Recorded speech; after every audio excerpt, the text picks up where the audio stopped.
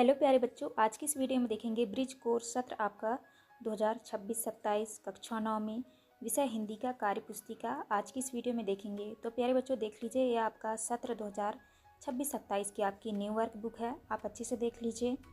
देखिए यहाँ पे दिया है सभी विषयों के नाम। तो आज की इस वीडियो में देखेंगे सप्ताह छठवां। सप्ताह 6 में दिया है अनुच्छेद लेखन, विज्ञापन लेखन, संवाद लेखन, लेखन कौशल। उद्देश्य में दिया विभिन्न प्रकार के लेखन कौशल और प्रभावी संचार को विकसित करना। तो चलिए देखते हैं सप्ताह 6। सप्ताह 6 में है लेखन कौशल। देखिए पहले आता है आपका अनुच्छेद लेखन। अनुच्छेद लेखन किसी विषय पर थोड़े किंतु चुने हुए शब्दों में अपने विचार प्रकट करना अनुच्छेद लेखन कहलाता है।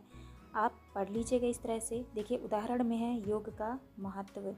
योग हमारे शरीर और दिमाग के लिए बहुत अच्छा व्यायाम है। यह हमें स्वस्थ और मजबूत रहने में मदद करता है। महर्षि पतंजलि के अनुसार योग के 8 अंग होते हैं: यम, नियम, आसन, प्राणायाम, प्रत्याहार, धारणा और ध्यान और समाधि। आप इस तरह कर लेंगे। इसके बाद है योग के इन 8 अंगों को क्रमशः अभ्यास करके हम संतुलित जीवन यापन कर सकते हैं। आप इसको अनुच्छेद लेखन को आप अच्छे से पढ़ लीजिएगा उदाहरण सहित। इसके बाद देखिए नेक्स्ट आता है आपका कार्यपत्रक 1। कार्यपत्रक 1 में है जल के महत्व विषय पर दिए गए रिक्त स्थान को भरकर अनुच्छेद पूर्ण कीजिए। तो इसको रिक्त स्थान को आपको भरना है। जल हमारे जीवन के लिए अत्यंत आवश्यक है। यह प्रकृति हमारे स्वस्थ, सफाई और हमें जल के संरक्षण, जल संपादन की व्यवस्था को सुदृढ़ और जल बचाने के लिए जागरूकता बढ़ाने की आवश्यकता है। आप इस तरह से कार्यपत्रक 1 कंप्लीट कर लीजिएगा। नेक्स्ट आता है आपका कार्यपत्रक 2।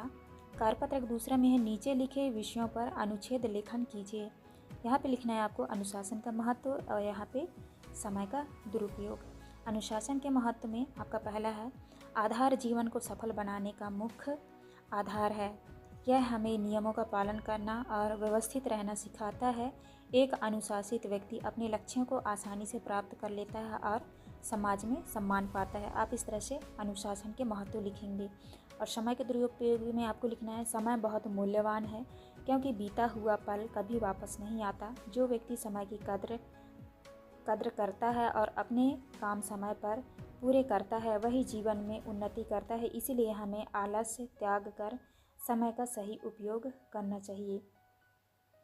आप इस तरह से कार्यपत्रक 2 कंप्लीट करेंगे। इसके बाद देखिए यहाँ से आता है आपका संवाद लेखन। संवाद लेखन 2 या 2 से अधिक लोगों के बीच हुई बातचीत को लिखित रूप से प्रस्तुत करने की एक लेखन शैली है। उदाहरण देख लीजिए, 2 मित्रों के बीच सप्ताह के अंत में मिलकर घूमने जाने की योजना बनाते हुए संवाद लेखन। यहाँ पे है अमित, सोहित तुम इस रविवार को क्या कर रहे हो? सोहित कहता है सुबह के समय माँ के साथ घर के कुछ कार्य करवाना है। इसके बाद देखिए अमित बोलता है अच्छा, शाम के समय व्यस्त ना हो तो हम दोनों मिलकर झील घूमने चलें। फिर सोहित कहता है अरे बिल्कुल, मैं भी बहुत समय से कहीं घूमने नहीं गया। फिर अमित बोलता है ठीक है, तो फिर कल शाम को मिलते हैं। तो आप इस तरह से ये देखिए संवाद लेखन है, आप अच्छे से पढ़ लीजिएगा। इसके बाद देखिए आता है आपका कार्यपत्रक 1। नीचे दी गई कहानी एवं चित्र के आधार पर संवाद लेखन कीजिए। देखिए ये कहानी जो है इसको आप अच्छे से पढ़ लीजिएगा। बहुत ही मीठे स्वरों के साथ वह गलियों में घूमता हुआ कहता, बच्चों को बहलाने वाला, खिलाना वाला। इस अधूरे वाक्य को वह ऐसे विचित्र किंतु मादक मधुर ढंग से गाकर कहता कि सुनने वाले आकर्षित हो जाते। गलियों और उनके अंतर्व्यापी छोटे छोटे उद्यानों में खेलते और इठलाते हुए बच्चों का झुंड उसे घेर लेता है और तब वह खिलौने वाला वहीं बैठकर खिलौने की पेटी खोल देता है। आप इस तरह से इस कहानी को अच्छे से पढ़ लीजिएगा। इसके बाद आपको यहाँ पे आंसर करने हैं। बच्चे अरे देखो खिलौना वाला आया है। खिलौना वाला हाँ बच्चों मैं आ गया हूँ, तुम्हें कौन सा खिलौना चाहिए? बच्चा बोलता है मुझे वह लाल वाली गेंद चाहिए। फिर दूसरा बच्चा और मुझे वह छोटी गुड़िया। खिलौना वाला ठीक है, ये लो। तो आपको इस तरह से इस संवाद लेखन को आपको पढ़ लेना है और आपको इस तरह से आंसर करने हैं। इसके बाद देख लीजिए नेक्स्ट आता है आपका विज्ञापन लेखन। विज्ञापन लेखन में विज्ञापन लेखन एक ऐसी कला है जिसके द्वारा उत्पाद या सेवाओं का प्रचार ग्राहकों को आकर्षित करने के लिए किया जाता है। तो देखिए ये आपका ये विज्ञापन दिया है रक्षक हेलमेट के बारे में। तो आप इसको अच्छे से पढ़ लीजिएगा, ये विज्ञापन देख लीजिए। इस विज्ञापन को देख के आपको आंसर करने हैं। देखिए, विज्ञापन लेखन में सावधानियां हैं। पहला है, विज्ञापन की भाषा सरल, स्पष्ट और आसानी से समझ में आने वाली होनी चाहिए। दूसरा है, विज्ञापन के शीर्षक ऐसे होने चाहिए जो ध्यान आकर्षित करें। तीसरा है, विज्ञापन में कोई भ्रामक व झूठे दावे ना हो। तो इस तरह से आप इस विज्ञापन को अच्छे से पढ़ लीजिएगा। इसके बाद देखिए, यहाँ पे आपको आंसर करना है कार्यपत्रक 1 में। दशहरा मैदान में 3 दिवस के लिए पुस्तक मेले का आयोजन किया जाना है, इस पर सटीक विज्ञापन लेखन कीजिए।